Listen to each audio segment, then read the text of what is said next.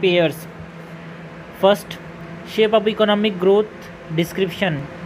U shape, the economy quickly recovers, recoup lost ground and get back to the normal growth trend. ये जो quickly रिकॉप लिखा है ये V shape recovery के लिए होता है, नॉट फॉर यू शेप. जो यू शेप रिकवरी होता है वो कैसा होता है, बार टफ शेप होता है. इसमें लो ग्रोथ रेट होता है, ठीक है ना, लो ग्रोथ रेट होता है फॉर सम टाइम. इसमें क्विकली रिकवर बोला है ये वी शेप के लिए होता है, यू शेप नहीं होता. सो first is incorrect. Second statement, W shape, growth after falling stagnant at low level and does not recover for a long time. Does not recover for a long time, ठीक है. ये जो long time है ये L shape के लिए होता है, फॉल हुआ फिर रिकवर नहीं किया लॉन्ग टाइम के लिए, ठीक है. इस तरह का ग्रोथ अगर आता है किसके लिए, एल शेप के लिए. Okay, so second is also incorrect. And क्योंकि ये इंटरचेंज है लग रहा है. डब्ल्यू शेप के लिए क्या होता है, ग्रोथ फॉल्स एंड राइज, है ना, ग्रोथ का falls and rise and against falls before recovering yet again. तो यू डब्ल्यू शेप के लिए ये. ओके, सो सारे स्टेटमेंट क्या होगा, इनकरेक्ट. हमको इनकरेक्ट पूछा है 1, 2 and 3. सी स्टेटमेंट सही लग रहा है, सी ऑप्शन सही लग रहा है. 1, 2, 3 is incorrect. Second question, consider the following statement with reference to liquidity adjustment facility. LAF of the Reserve Bank of India, it help bank to adjust their daily liquidity mismatch. बिल्कुल सही है. Okay, reverse repo is a part of LAF. बिल्कुल सही. Reverse repo में क्या होता है, जो बैंक होता है ना वो किसको कैश देता है, RBI को देता है, और इन टर्न जो RBI हो क्या देगा, इसको इंटरेस्ट रेट देगा. This is always reverse repo rate. Okay, दूसरा भी सही हो गया. This facility is available to scheduled regional rural bank in India. RRBs के पास ये अवेलेबल है क्या, ये फैसिलिटी? यस, बिल्कुल अवेलेबल है. Which of this statement given above is are correct? 1, 2 and 3 all this statements are correct. D is the required answer. ठीक, जो liquidity है ना, लिक्विडिटी एडजस्टमेंट फैसिलिटी है, ये एक तरह क्या है, मॉनेटरी टूल है. किसके पास, RBI के पास. जिससे क्या होता है, पैसा ले सकते हैं RBI से बैंक्स, और RBI को भी दे सकते हैं. ओके, इसको बोलते हैं लिक्विडिटी एडजस्टमेंट फैसिलिटी. लिक्विडिटी मतलब जो कैश की कमी है या फिर कैश ज़्यादा हो गया इसको एडजस्ट करने का तरीका. ओके, सो यहाँ पे डी सही हो गया. डी. इसके बाद third question, consider the following statement with reference to inflationary gap in the economy. तो बात करते हैं इन्फ्लेशनरी गैप की. इन्फ्लेशनरी गैप क्या होता है, अगर डिमांड ज़्यादा है किसी चीज़ की सप्लाई से तो क्या देखने को मिलता है, इन्फ्लेशनरी गैप देखने को मिलता है. It is a situation when the demand for a goods and service is greater than the production. बिल्कुल सही. It reflect the state of market equilibrium. अगर डिमांड ज़्यादा है सप्लाई से तो ये मार्केट इक्विलिब्रियम का स्टेट नहीं है, it is a state of in equilibrium. Second statement गलत, करेक्ट पूछा गया है. फर्स्ट सही है, सेकेंड गलत है, तो ये दोनों एलिमिनेट कर दिया गया. Third, it can be minimised bye increasing tax and reducing government expenditure. अगर हमने टैक्स इंक्रीज कर दिया तो जो पैसा है, जो मनी सप्लाई है वो कम हो जाएगा. मतलब जो लोगों के पास जो पैसा है जिससे वो चीज़ें खरीद पाए वो कम हो जाएगा, और उनके पास पैसा बचेगा ही नहीं तो क्या डिमांड करेंगे, नहीं करेंगे. तो डिमांड कम हो जाएगा और जो सप्लाई था वो तो उतना ही रहेगा. तो जो मिस मैच था वो क्या हो जाएगा, इक्वलाइज होने की कोशिश करेगा. Okay, so it can minimise by increasing tax and reducing government expenditure. और गवर्नमेंट एक्सपेंडिचर से भी क्या होगा, मनी सप्लाई कम होगा रिड्यूस करने से. तो ये सही है. तो correct. Okay, which of the statement given above is are correct? 1 and 3 is correct. C is the required answer. Consider the following statement with reference to legal tender. देखो, legal tender नाम समझ आ रहा है. लीगल मतलब something that is related to law. Okay, तो एक note जो होता है वो क्या है, एक तरह लीगल टेंडर ही है. मतलब इसमें 100 रुपये लिखा गया, मतलब आपको 100 रुपये की चीज़ें देनी पड़ेगी. दुकान में जाके 100 रुपये का नोट देना है तो दुकान वाले को 100 रुपये की चीज़ देनी पड़ेगी. Okay, so this is legal tender. एक नोट जो है उसके पास एक लीगल टेंडर है. Okay, it is a medium of payment recognised by law. ये बिल्कुल सही है. Second statement, a bank note issued by the Reserve Bank of India shall be a legal tender at any place in India and shall be guaranteed by the central government। ये सही है। अगर इसको bank वाला इसको दुकान वाला ना ले, ठीक है ना, इसको शॉपकीपर अगर ना ले तो क्या करना है, 100 रुपये को लेकर जाना RBI के पास, बोलना कि इसको मेरे को 100 रुपये का सामान दे, वो देगा आपको, क्योंकि RBI ने इसको बनाया, गारंटी किया है। Third statement, coin of any denomination not lower than 1 rupee remain under the ambit of legal tender for payment up to ₹1000 only. बिल्कुल सही है। मतलब ये बोलना क्या चाह रहा है कि जो 1 रुपये से का नोट, जो 1 रुपये से बड़ा सिक्का जो है, जैसे कि 5 रुपये का सिक्का हो गया, 10 रुपये का सिक्का हो गया, या फिर 2 रुपये का सिक्का हो गया, इन सिक्कों से हम मैक्सिमम कितनी रुपये की चीज़ें खरीद सकते हैं? 1000 से ज़्यादा रुपये की चीज़ें नहीं खरीद सकते ये सिक्कों से। ओके, नोट से तो किसी भी तरह का हम क्या कर सकते हैं, किसी भी अमाउंट का चीज़ खरीद सकते हैं, बट जो कॉइन्स है उसका एक लिमिट है जिससे ऊपर हम नहीं खरीद सकते, that is 1000 rupee. Okay, so तीनों स्टेटमेंट सही हैं। Which of the statement given above are correct? 1 to 3 all of this statements are correct, तो D is the required answer. Consider the following statement with reference to income in the economic context. Income का मतलब क्या है? National income is always greater than domestic income. ऐसा नहीं होता, कभी भी ऐसा होता है कि नहीं अंतर, लेकिन हमेशा अगर ऑलवेज आ जाए, ऑल आ जाए, ओनली आ जाए, नेवर आ जाए, एब्सोल्यूट आ जाए, तो यहाँ पे चीज़ें क्या होती है, क्वेश्चन का स्टेटमेंट गलत होने की संभावना हो जाती है, और यहाँ पे ये गलत ही है। ठीक है, तो हम लोग देखते हैं नेशनल इनकम क्या होता है। जो नेशनल इनकम होता है इसको कैलकुलेट कैसे करते हैं? National income equals to domestic income plus factor income from rest of the world. Okay, that is receive from the rest of the world. दूसरे देश से हमने जो फैक्टर इनकम रिसीव किया,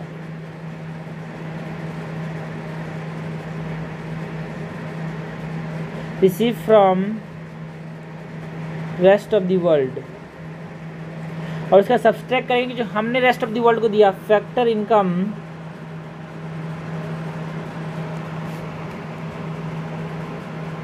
और फैक्टर पेमेंट बोलते हैं इसको, इनकम नहीं बोलेंगे, factor payment made to the rest of the world.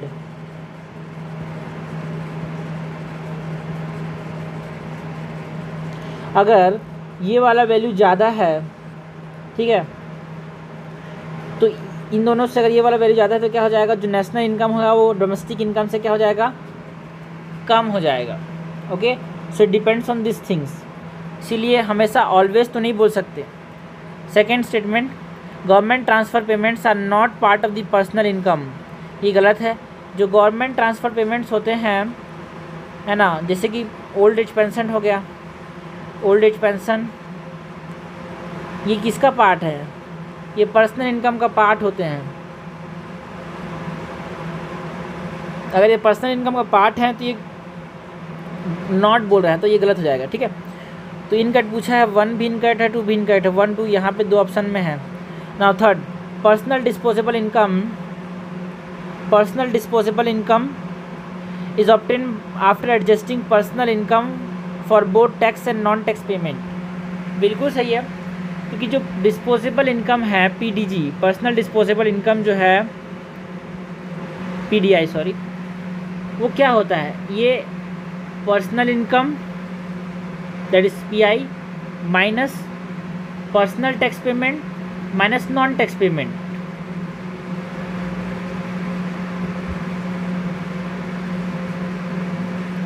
Minus non tax payment.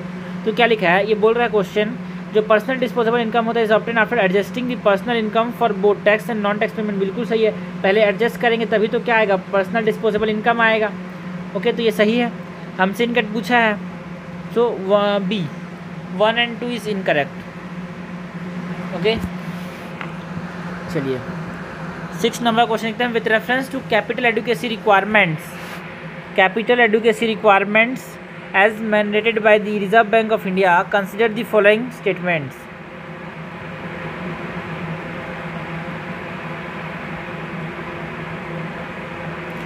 Okay, first statement, Tier 2 capital consists of undisclosed reserve and has a higher loss absorption capacity than Tier 1 capital। नहीं, जो Tier 1 capital होते हैं उनके पास जो absorption capacity होती है वो tyre 2 capital से ज़्यादा होती है।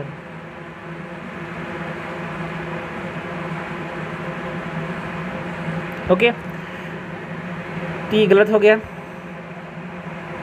Local area banks are excepted from capital adequacy requirements,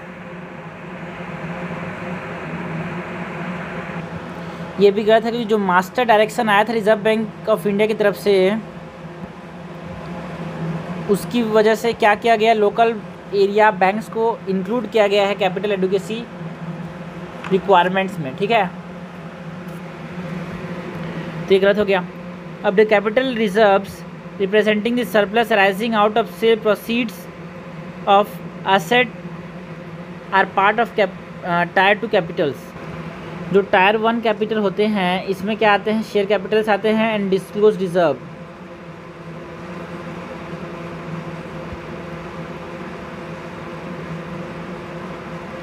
share capital and disclose reserves are the part of tier 1 capital. और टायर 2 कैपिटल के अंदर क्या आते हैं, कुछ अदर रिजर्व्स आते हैं जैसे कि subordinate debt and undisclose reserves.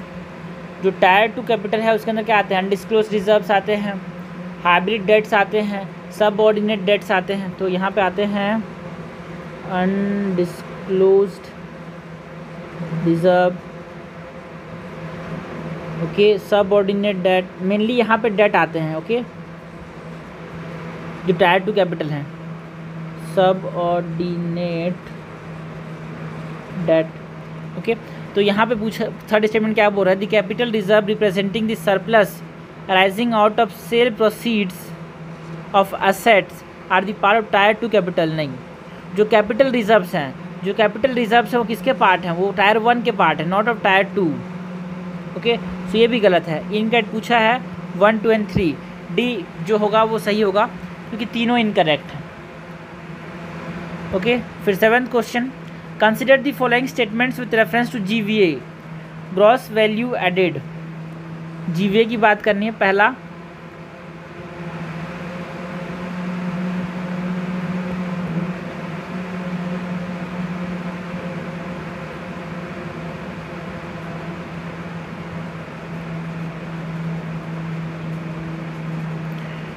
Gross value added at basic price include production tax and exclude production subsidies.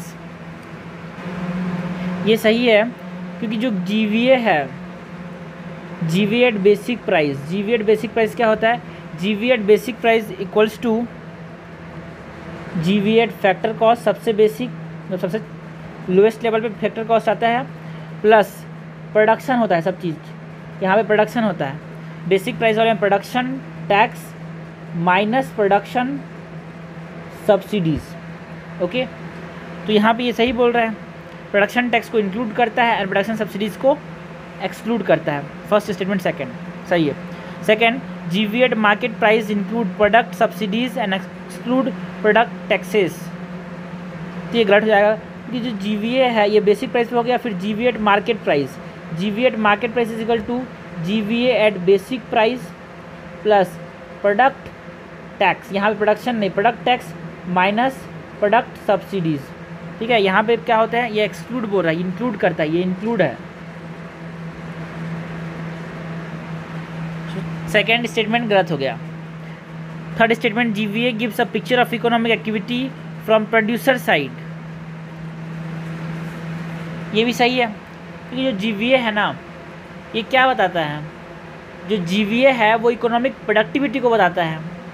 ठीक है, प्रोड्यूसर साइड से ग्रॉस वैल्यू रेट ये क्या बताता है हम लोग को, इकोनॉमिक प्रोडक्टिविटी को बताता है। It gives picture from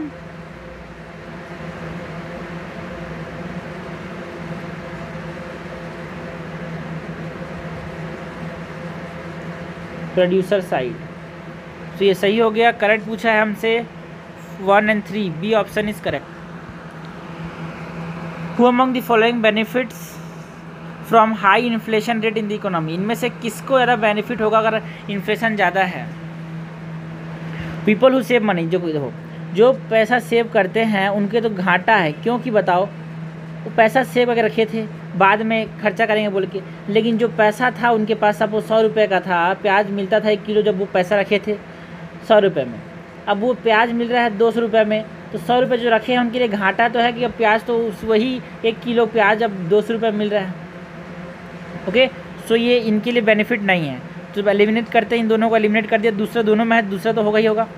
ना थर्ड एंड फोर्थ में देखते हैं, बेनिफिट्स पूछा है ना।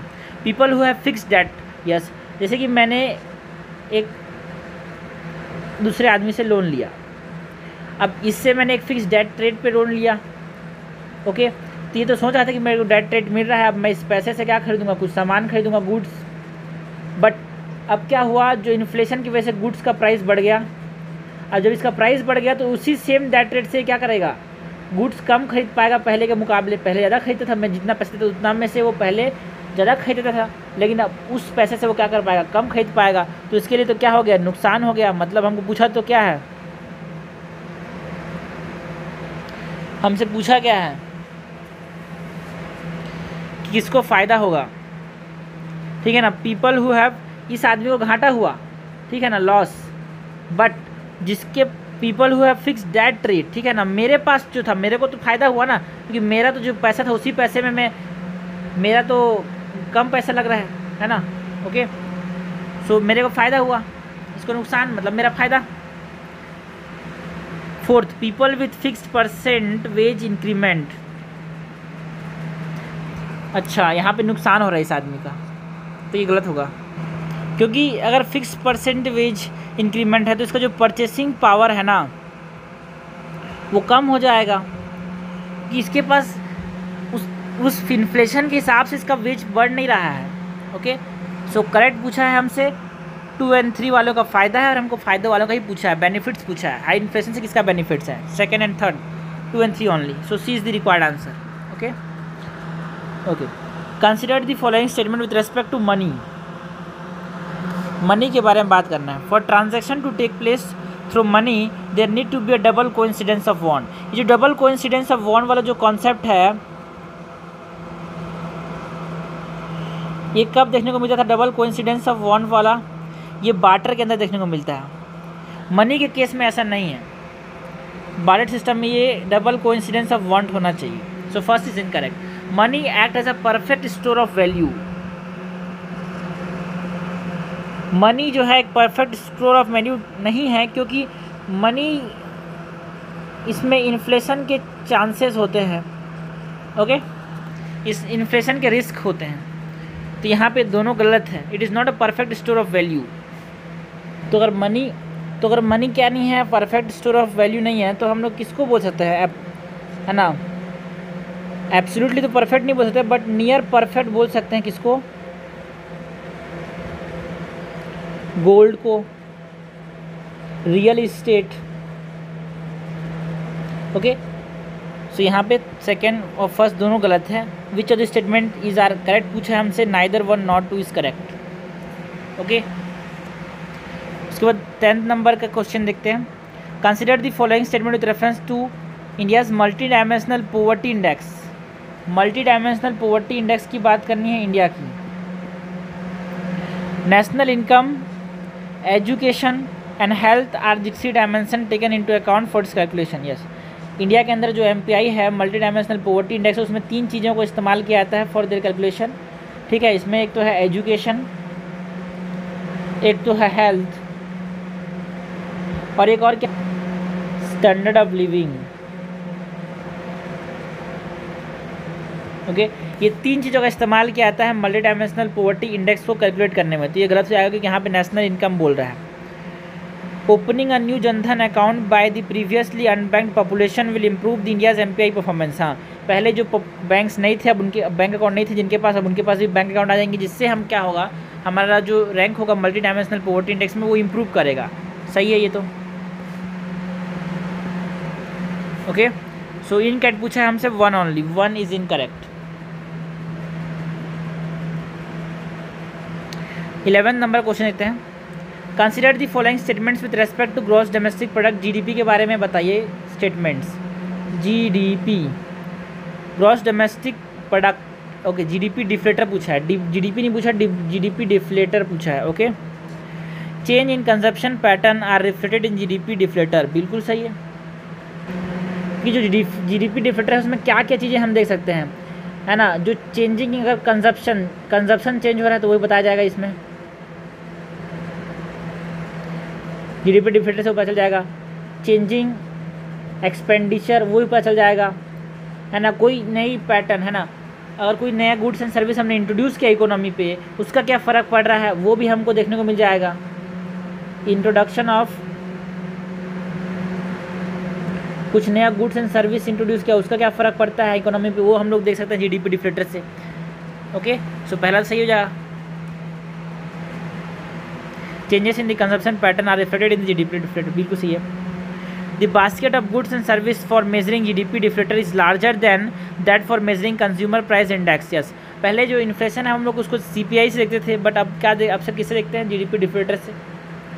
ओके, सो अगर बास्केट का अपने पास क्या है, बिल्कुल GDP डिफ्लेटर में ज़्यादा गुड्स एंड सर्विस इंक्लूड करते हैं एज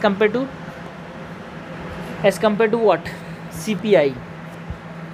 करेक्ट पूछा है हमसे, both 1 and 2 is correct. Which of the component given below are included in the calculation of gross national product, GNP पूछा है ना। GNP कैलकुलेट करने में किस चीज़ों का इस्तेमाल करते हैं,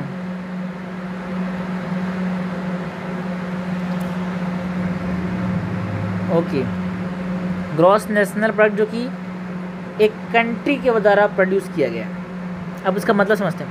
royalty income earn by a foreign writer residing in India, कोई फॉरेन राइटर है जो कि इंडिया में रिसाइड कर रहा है, तो वो अपना पैसा कहाँ लेके जाएगा, अपने देश में लेके जाएगा, तो उसके लिए क्या है, उसके देश के लिए जीएनपी में कैलकुलेट होगा।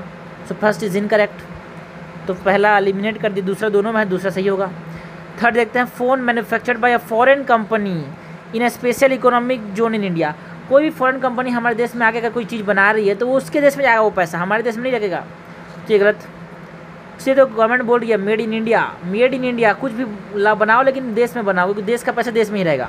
Okay, that will be calculated in India.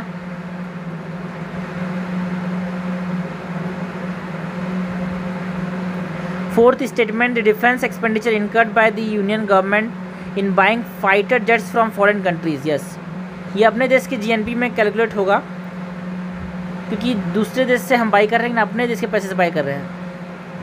So 2 and 4 is correct. Consider the following statement with reference to organisation of petroleum exporting countries, OPEC plus, organisation for petroleum exporting countries की बात करनी है। इसके लिए सही क्या है,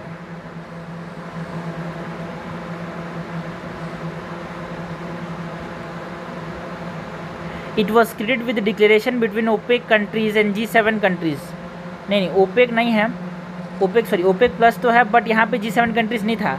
इसके पास 14 जो कि ओपेक कंट्रीज है, ओपेक प्लस कंट्रीज, और 10 नॉन ओपेक कंट्रीज। इन दोनों ने मिल के क्या किया था, ये पार्टनरशिप ओके क्रिएट किया था।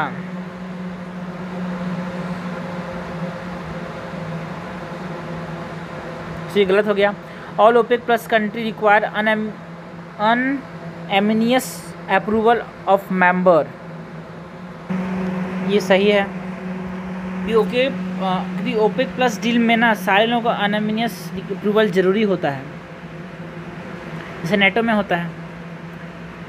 Only member countries of the international energy agency are eligible to join OPEC grouping, नहीं, जो कि IEA का पार्ट नहीं है, फिर भी जो कि ऑयल एक्सपोर्ट करते हैं वो ज्वाइन कर सकते हैं ओपेक प्लस ग्रुपिंग को, ठीक है। करेक्ट पूछा है हमसे, 2 only is correct. Which of the following can be considered as a step toward economic liberalisation. Economic liberalisation का मतलब क्या है, तो कंड्यूसिव इन्वायरमेंट है ना, एक फ्रेंडली इन्वायरमेंट प्रोवाइड करना है प्राइवेट सेक्टर के लिए, इसको हम क्या बोलते हैं, इकोनॉमिक लिबरलाइजेशन बोलते हैं। इकोनॉमिक लिबरलाइजेशन का मतलब क्या है, economic liberalisation means to provide an friendly और कंड्यूसिव इन्वायरमेंट, किसके लिए, प्राइवेट सेक्टर के लिए इकोनॉमिक लिबरलाइजेशन कहेंगे। इंट्रोड्यूसिंग इंडस्ट्रियल लाइसेंसिंग रिक्वायरमेंट्स, भाई अगर लाइसेंस कराना पड़ेगा हर चीज़ के लिए तो क्या वो इको फ्रेंडली होगा? नहीं होगा। So it is not a step toward economic liberalisation. पहला गलत हो गया तो मैं इसको हटा दिया, हमसे करेक्ट पूछा गया है। रिड्यूसिंग ट्रेड टैरिफ, हाँ अगर ट्रेड टैरिफ कम कर दिया तो क्या हो जाएगा? फ्रेंडली इन्वायरमेंट होगा, हर जगह ट्रेड टैरिफ देना नहीं पड़ेगा। So this is the step toward economic liberalisation. Monetisation of government asset, अगर गवर्नमेंट एसेट को मैंने मोनेटाइज किया जिससे क्या हो जाएगा? लोगों का शेयर गवर्नमेंट एसेट में बढ़ जाएगा, जिससे भी क्या होगा? इकोनॉमिक लिबरलाइजेशन आएगा। And diversification of production capacities for private sector, yes उनके प्रोडक्शन कैपेसिटी बढ़ जाएगी, उससे भी एक तरह का इकोनॉमिक लिबरलाइजेशन आएगा। So 2, 3 and 4 only is correct, D is the correct answer. With reference to money supply, money supply के बारे में बात करो, करेक्ट पूछा है, ठीक है। मनी सप्लाई में पूछा भी है, करेक्ट पूछा है। M2 is equal to the sum of M1 and net time deposit of commercial bank. M2 क्या होता है? M2 equals to M1 plus saving deposit not time deposit, तो ये गलत हो जाएगा। M3 is equal M3 is also known as aggregate monetary resource, बिल्कुल सही है। M3 क्या बोलेंगे? Aggregate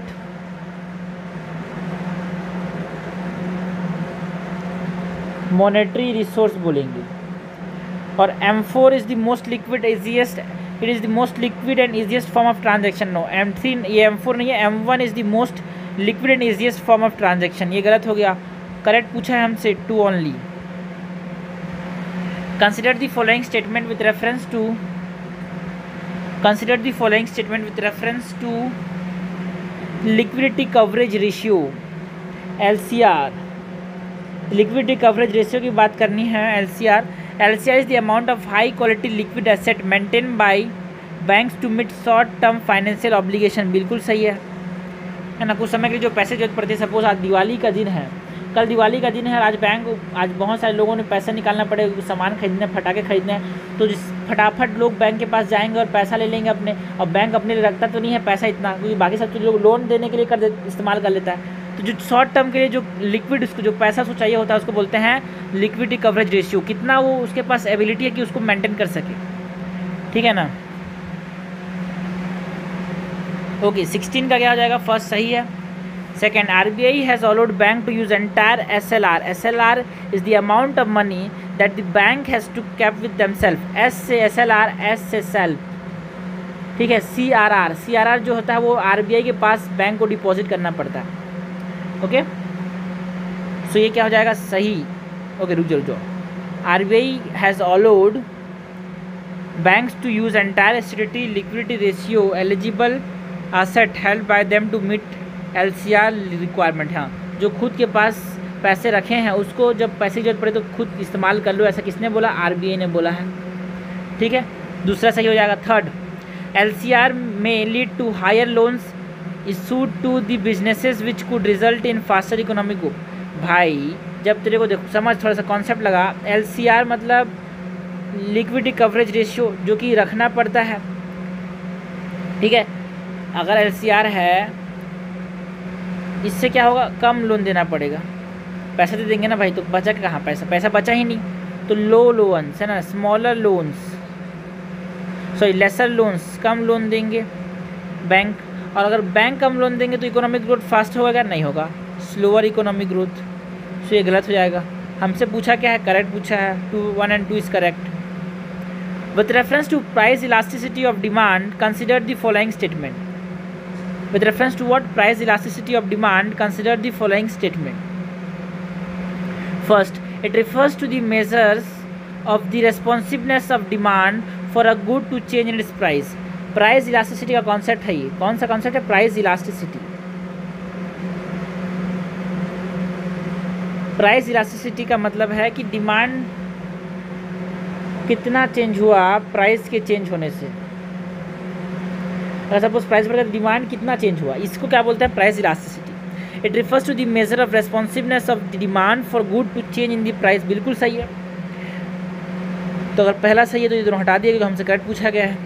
demand for essential good is price elastic while demand for luxury good is price elastic. ये गलत है क्योंकि सपोज ये क्या है, राइस का पैकेट है, एक बोरी चावल है और यहाँ पे सपोज मान लिया गोल्ड, ठीक है ना। हमेशा जब गोल्ड का खरीदने आते हैं लोग दाम पूछते हैं कितना चल रहा है रेट गोल्ड का, ऐसे नहीं चावल खरीदने तो नहीं पूछते चावल का रेट कितना चल रहा है। गोल्ड को जब खरीदने तो पहले से दाम तय करके आते हैं कितना चल रहा है गोल्ड का, लेकिन ऐसा राइस में नहीं होता, क्योंकि जो राइस है वो एक एसेंशियल गुड है। क्या है? Rice is an essential good, और गोल्ड ऐसे एसेंशियल गुड नहीं है, it is a luxury good. तो एक बात बताओ, अगर प्राइस चेंज हुआ राइस का तब भी हम राइस खरीदेंगे कि नहीं खरीदेंगे? बिल्कुल खरीदेंगे, इसके बिना मर जाएंगे ना भाई। तो अगर प्राइस बढ़ता भी है तो अब भी खरीदेंगे हम इसको। सो इसका डिमांड क्या है? इलास्टिक है कि इन इलास्टिक है? इसका डिमांड इलास्टिक मतलब चेंज होना, तो क्या इसका डिमांड चेंज होगा? नहीं होगा। So it is in elastic, it is price in elastic. बाकी अगर यहाँ पर गोल्ड का प्राइस बढ़ गया तो क्या खरीदेंगे? नहीं खरीदेंगे, डिमांड कम हो जाएगा, मतलब ये चेंज हो गया इसका प्राइस, मतलब इसका जो डिमांड चेंज हो गया, मतलब ये इलास्टिक होता है। ओके, सो यहाँ पे अगर बोला demand for essential good is price elastic, तो ये सही है क्या? नहीं, demand for essential good is price in elastic and demand for the luxury good is price elastic. Okay, third statement, the price elasticity of demand for a good remain independent of the availability of close substitute for the good. नहीं नहीं नहीं नहीं नहीं, ये independent नहीं है भाई, dependent है। क्योंकि समझते हैं बात को, सपोज एक फ़ोन है, ये दूसरा फ़ोन है, एक फ़ोन ए है, एक फ़ोन बी है, इसमें भी 6 GB रैम सपोज मान लिया, इसमें भी 6 GB रैम, लेकिन इसका प्राइस अगर 14,000 है, इसका प्राइस अगर 13,000 है, तो लोग किसको प्रीफर करेंगे? इसको प्रीफर करेंगे। इसका जो क्लोज सब्सटीट्यूट है उस पर डिपेंड करता है। Price elasticity of a demand for a good remain independent बोला नहीं, it depended on the close substitute. इसके सब्सटीट्यूट पर डिपेंड करता है इसका डिमांड कितना होगा ये फ़ोन का, ठीक है। सो दिस इज ऑल्सो इनकरेक्ट। हमसे करेक्ट पूछा है, करेक्ट 1 ओनली। 18 नंबर क्वेश्चन देखते हैं। With reference to organise sector of the Indian economy which of the following statement given below is are incorrect? It covers those enterprise और place of work where the terms of employment are regular. अरे भाई थोड़ा समझते हैं, regular और organise same लग रहा है, बिल्कुल सही है। अनऑर्गेनाइज किसको बोलते हैं? जहाँ पे जो डेली वेज वर्कर होते हैं, आज जाएंगे आज पैसा मिलेगा, कल नहीं जाएंगे पैसा नहीं मिलेगा, दिस इज अनऑर्गेनाइज। और ऑर्गेनाइज क्या है? बैंकिंग सर्विस में जो है वो रोज़ जाते हैं बैंक, उनकी सैलरी आती है मंथ में। So this are type of organise sector. Okay, तो पहला सही है, इनकट हमसे पूछा गया है तो पहला सही है, तो यहाँ पे फर्स्ट वाला स्टेटमेंट हटा दिया, तो सेकेंड वाला होगा ही होगा, क्योंकि यहाँ पे ऑप्शन दोनों में है। सो ये इनकरेक्ट है। प्रधानमंत्री श्रम योगी मान धन योजना PMSYM is a flagship scheme of the government of India for old age protection of organized sector work। नहीं, देखो ये श्रम योगी बोल रहा है, श्रमिक वर्कर्स उनको बोलते हैं जो इधर से तो घूमते हैं। अभी पेंडेमिक के समय भी ये श्रम बहुत ज़्यादा यूज़ में थे, इसीलिए ये क्वेश्चन आया। So it is not for organise, it is for unorganise sector. तो ये भी गलत हो जाएगा। हमारे पास 2 और 3 दोनों गलत हैं, तो यहाँ पर आपका आंसर कौन हो जाएगा? B is the required answer. उसके बाद 19 नंबर क्वेश्चन देखते हैं। With reference to history of economic planning in India, history of economic planning in India arrange the following in the chronological order from earliest to latest. जो Sarvodaya plan था, ये Sarvodaya plan 1950s में आया था, पीपल्स प्लान 1945 में आया था, Visvesvaraya plan आया था 1934 में, गांधीयन प्लान आया था 1944 में। करेक्ट क्रोनोलॉजिकल ऑर्डर में हमको क्या करना है? अरेंज करना है। तो सबसे पहले विश्वेश्वरैया प्लान दैट इज़ 3, उसके बाद गांधीयन प्लान दैट इज़ 4, उसके बाद पीपल्स प्लान 2, फिर 1। सी हो जाएगा सही answer.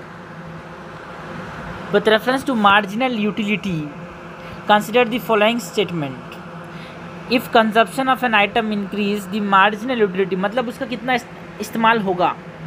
And what is marginal utility? Extra satisfaction, उसको मिलने से जो सेटिस्फैक्शन हमको मिलता है उसको बोलते हैं मार्जिनल यूटिलिटी। ओके, सो यहाँ पे पूछा गया है पहला statement, if consumption of an item increase the marginal utility of the item decline is called diminishing marginal utility. बिल्कुल सही है। जैसे हम खाना खा रहे हैं, जब खाना नहीं खाते तो अच्छा लगता था, सेटिस्फैक्शन बढ़ा, लेकिन धीरे धीरे सेटिस्फैक्शन कम होने लगा, क्योंकि खाना खाने से पेट भरता गया, इसलिए सेटिस्फैक्शन कम होता गया। इसको बोलेंगे marginal diminishing marginal utility. Okay, so first सही है, तो हमको करेक्ट पूछा गया, दूसरा हटा दिया मैंने।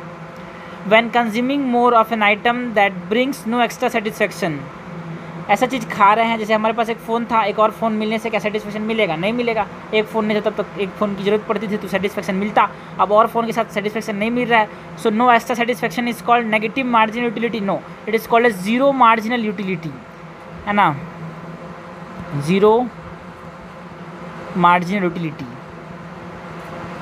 तो ये गलत हो जाएगा। ओके, कोई एक्स्ट्रा सेटिस्फैक्शन नेगेटिव, फिर नेगेटिव मार्जिनल यूटिलिटी क्या होता है? नेगेटिव मार्जिनल यूटिलिटी का मतलब ऐसा कोई चीज़ को हम जिसको खा रहे हैं, सेटिस्फैक्शन तो नहीं हो रहा है बट हार्म हो रहा है हमारे बॉडी के लिए, उसको बोलते हैं नेगेटिव मार्जिनल यूटिलिटी। ओके,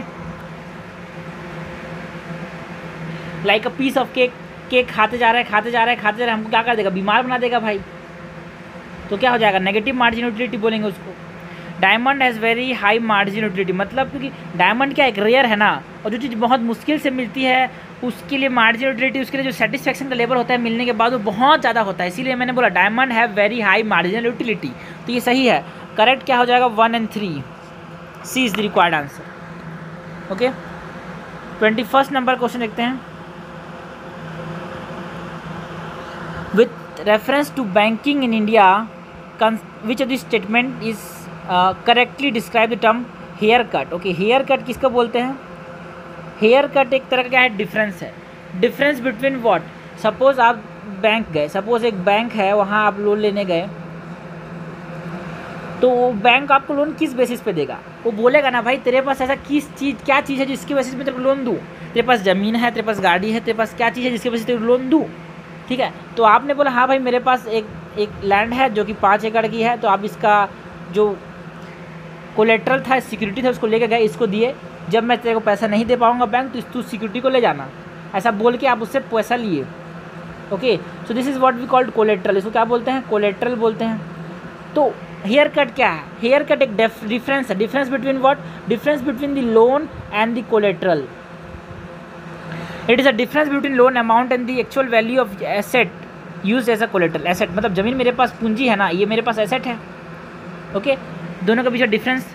तो यहाँ पे पहला ही सही होगा, हमने करेक्ट पूछा है, A is the correct answer. Okay, उसके बाद चलते हैं 22nd question. With reference to wholesale banking service, कौन सी सर्विस?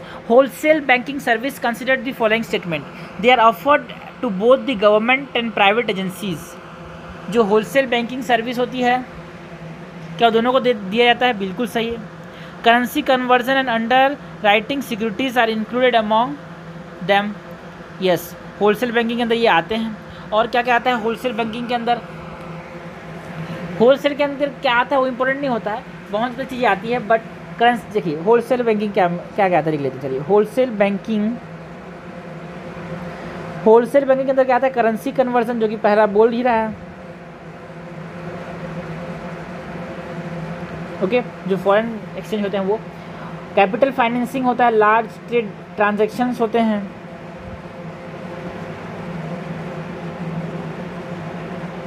कैपिटल फाइनेंसिंग ये वर्किंग होलसेल बैंकिंग के अंदर आते हैं। ये किसके अंदर आता है? ये होलसेल बैंकिंग के अंदर आता है, बल्क में होता है। ओके, होलसेल मतलब बल्क में। Personal deposit account to high net worth individual are provided as a part of the service. नहीं, इसमें पर्सनल डिपॉजिट नहीं आते, क्योंकि पर्सनल डिपॉजिट, अरे भाई समझो बात को, दिमाग लगाएंगे। पर्सनल भाई एक आदमी कितना जमा करेगा? 10 लाख मैक्सिमम। गरीब लोग हो गए तो 5,000, 6,000, ज़्यादा से 50,000।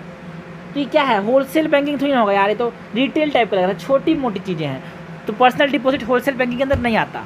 करेक्ट पूछा गया है first and second, B is the required answer. Consider the following with reference to economic development of a country. Economic development की बात की गई है। The economic development of a nation is equivalent to the measurement of GDP. ये नहीं होगा, क्योंकि जो जीडीपी है ना एक तरह का क्वांटिटेटिव मेजर है, और जो क्वांटिटेटिव मेजर होते हैं ये जो होता है ये इकोनॉमिक ग्रोथ को बताता है। इकोनॉमिक डेवलपमेंट जो है क्वालिटेटिव मेजर है, ठीक है ना। इकोनॉमिक डेवलपमेंट एक क्वालिटेटिव मेजर है और इकोनॉमिक ग्रोथ एक क्वांटिटेटिव मेजर है। तो यहाँ पे economic development of nation is equivalent to the measurement of the GDP, ये ऐसा नहीं हो सकता। एग्जाम्पल के तौर पे जो क्वार्टर है ना, उसका जैसे बड़े हमने इंडिया का जीडीपी बहुत ज़्यादा है, लेकिन इकोनॉमिक डेवलपमेंट अच्छा हो रहा है क्या? नहीं हो रहा है। उस लेवल पे जितना डिजर्व करते हैं उतना नहीं हो रहा है ना, है ना। बाकी जब दूसरे बात करें स्कैंडिनेवियस कंट्रीज़ की, उनका जीडीपी कम है बट उनका अंदर इकोनॉमिक डेवलपमेंट बहुत ज़्यादा है। ओके, सो पहला गलत हो गया, तो करेक्ट पूछा है 1 और 3 एलिमिनेट कर दिए। Second, a country with high per capita income will necessarily, ये जो है ना absolute term, necessarily, always, all the time, never, absolute, ये सब एब्सोल्यूट वर्ड्स जो होते हैं वो थोड़े से इनकरेक्ट होने के चांसेस होते हैं। यहाँ पे ये इनकरेक्ट ही है, क्योंकि जो एग्जांपल देखते हैं, जो बोला कि जिसके पास हाई पर कैपिटा इनकम है वो ज़रूरी है कि वो हाई इनकम इनइक्वालिटी हो, मतलब लो इनकम इनइक्वालिटी हो, ऐसा ज़रूरी है क्या? नहीं है। एग्जांपल के तौर पे जो क्वातर है ना, उसका पर कैपिटा इनकम बहुत ज़्यादा है। पर कैपिटा इनकम क्या है? बहुत ज़्यादा है, ठीक है। अगर इसका पर कैपिटा इनकम ज़्यादा है, लेकिन यहाँ भी क्या है, कुछ परसेंट के लोग हैं जिनके पास बहुत ज़्यादा पैसा है, बाकी सब में बहुत कम पैसा है। इसका मतलब ये है, ऐसा नहीं बोल सकते कि जिसके पास पर कैपिटा इनकम ज़्यादा होगा उसके अंदर इनकम इनइक्वालिटी कम होगी, ऐसा बोल नहीं सकते, है ना। नेसेसरी बोल दिया, इसीलिए गलत हो जाएगा सेकंड स्टेटमेंट। अब जब सेकंड गलत हो जाएगा तो बचा क्या? थर्ड स्टेटमेंट सही ही होगा। तो थर्ड क्या बोल रहा है यहाँ पे? Human development index measure the level of economic development of a country. बिल्कुल सही है। ह्यूमन डेवलपमेंट इंडेक्स जो होता है वो मेज़र करता है इकोनॉमिक डेवलपमेंट को, जीडीपी मेज़र करता है इकोनॉमिक ग्रोथ को। ओके, दोनों में सही आ गया, तो थर्ड स्टेटमेंट सही हो गया। ओके, उसका 24th स्टेटमेंट देखते हैं। तो 24th क्वेश्चन देखते हैं, which of the following are sources that will help in human capital formation. Human capital formation, education Japan ने फोकस किया, हेल्थ जापान ने फोकस किया, माइग्रेशन जापान ने फोकस किया, इन्फॉर्मेशन जापान ने फोकस किया। इसीलिए जापान आज कहाँ है? हाई रैंक पे है ह्यूमन कैपिटल फॉर्मेशन के बेसिस पे। Select the correct answer using the code given below. 1, 2, 3 and 4 सब सही है इसमें। ह्यूमन कैपिटल फॉर्मेशन पे सब कुछ आएगा। With reference to what? With reference to the borrowing power of center and state recently seen in news, consider the following statements.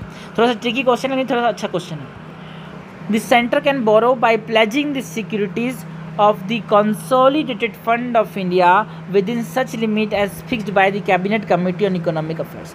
भी बोलते हैं ना कि इस देश में सबसे बड़ा सुप्रीम कौन है? कॉन्स्टिट्यूशन। कॉन्स्टिट्यूशन के बाद पार्लियामेंट। तो parliament can do everything except converting a man into an woman and a woman into a man. तो यहाँ पे cabinet committee on economic affairs कहाँ से आया भाई? सेंटर कितना बोरो करेगा ये कौन डिसाइड करेगा? ये पार्लियामेंट डिसाइड करेगा।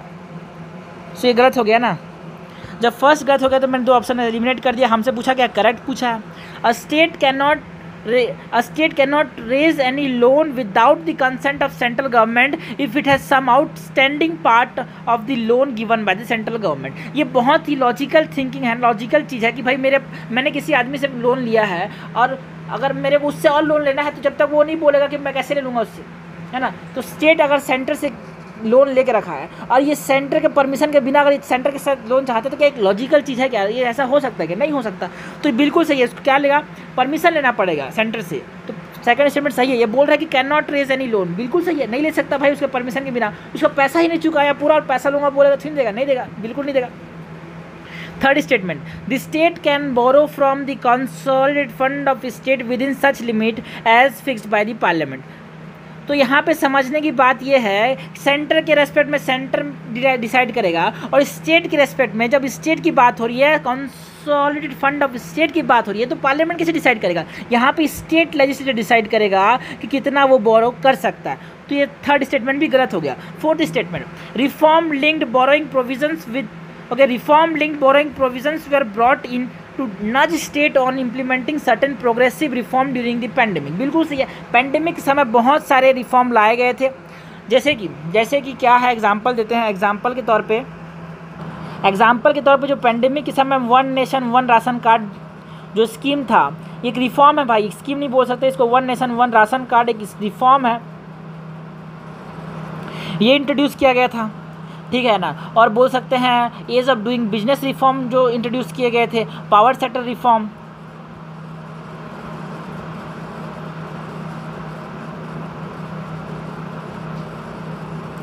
पावर सेक्टर रिफॉर्म, ये बहुत सारे ऐसे रिफॉर्म हैं। Reform link borrowing provisions were brought in to nudge state on implementing certain progressive reforms during the pandemic, है ना। मतलब जो रिफॉर्म लाएगा उसको पैसे ज़्यादा देंगे, ऐसा किसने बोला? सेंटर ने बोला।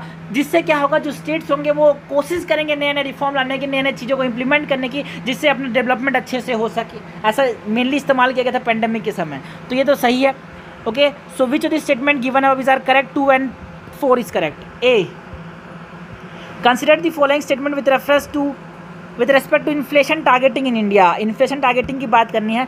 There exist a statutory basis for the implementation of a flexible inflation targeting framework. बिल्कुल सही है। स्टैट्यूटरी मतलब ऐसा कोई भी चीज़ जो कि लॉ से क्रिएट किया गया, जैसे कि हमने बोला आरबीआई एक्ट, जो आरबीआई एक्ट था 1934 का, उसके हिसाब से इन्फ्लेशन टारगेटिंग को मेंटेन किया गया था। किया गया था कि नहीं किया गया था? बिल्कुल किया गया था। और इसको अमेंड किया 2016 में, ओके, जिससे इन्फ्लेशन टारगेटिंग बहुत ज़्यादा फ्लेक्सिबल हो गया। ये सही है। The inflation targeting, okay sorry, inflation target is set bye the union government in consultation with the RBI every 5 year. ये भी सही है। आरबीआई को कंसल्ट करके इन्फ्लेशन टारगेट, हम भी तो जो है वो 2 ± 4% है, ठीक है ना। सबसे कम इन्फ्लेशन 2%, सबसे ज़्यादा 6% हो सकता है। इससे तो नहीं हो सकता। चल कितना रहा है? 7 से ज़्यादा चल रहा है भाई, क्योंकि due to COVID. Okay, which of the statement given above is are correct? 1 and 2, both 1 and 2 is correct. ठीक है। कंसिडर 27 नंबर क्वेश्चन की बात करते हैं। Consider the following pairs, economic curve and description. 2 curves हैं जो कि इंपॉर्टेंट होते हैं हमेशा। एक होता है लाफर कर्व, कंफ्यूज भी करता है और इंपॉर्टेंट भी है, और एक होता है लॉरेंज कर्व, ठीक है ना। तो जो लाफर कर्व है वो किस लिए है? लाफर कर्व किस लिए है और लॉरेंज कर्व किस लिए है ना? लाफर को बताता है relation between what? Taxation and resulting level of government revenue, relation between the rate of taxation and the resulting level of government revenue।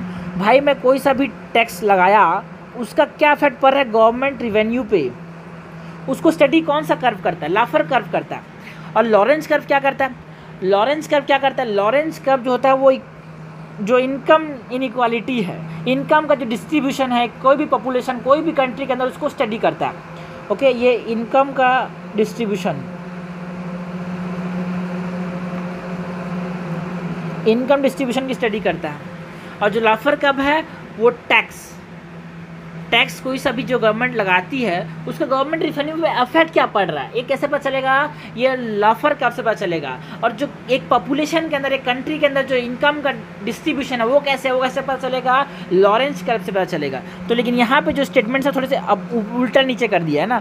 यहाँ पे लाफर कर्व के लॉरेंज कर्व में दे दिया, लॉरेंज कर्व का डेफिनेशन लाफर कर्व में। याद रखने का तरीका है, लॉरेंज में ओ आ रहा है, इनकम में भी ओ आ रहा है, तो ओ से ओ मिलाओ आंसर पाओ, ओ से ओ मिलाओ आंसर पाओ। इनकम में भी ओ आ रहा है, लॉरेंज में भी ओ आ रहा है, तो income inequality Lorentz curve. Okay, third Aster line. अब देखो ये दोनों जब गलत हो जाएंगे तो आंसर सही क्या होगा? एलिमिनेशन से चलेगा थर्ड होगा, लेकिन सही भी है ये। अस्टलाइन पैराडॉक्स क्या है?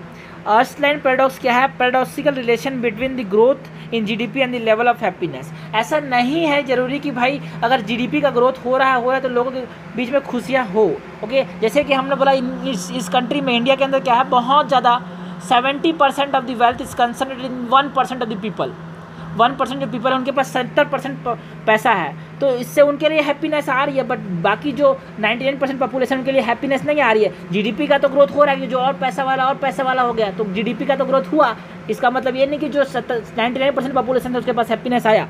तो ये एस्टेरिन पैराडॉक्स बताता है। एस्टेरिन पैराडॉक्स मतलब होना चाहिए था लेकिन हुआ नहीं, तो ये सही है। Consider the following statements with reference to centrally sponsored and center sector scheme। हमेशा याद रखना, स्पॉन्सर का मतलब है रे बाबा, स्पॉन्सर मतलब आधा मैं आधा तू, ठीक है ना, पूरा नहीं।